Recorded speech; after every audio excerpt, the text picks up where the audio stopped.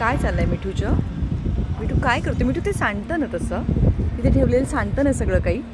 तू घरात जातो का? तुझ्या घरात जा जा, तुझ्या घरात जा मिठू. ए मिठू, दोघं जण आले हा बाहेर. कान्हा,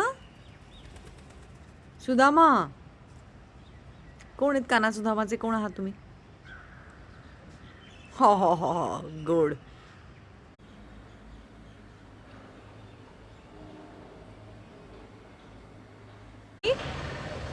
पाणी पिलत ना आता दोघींनी?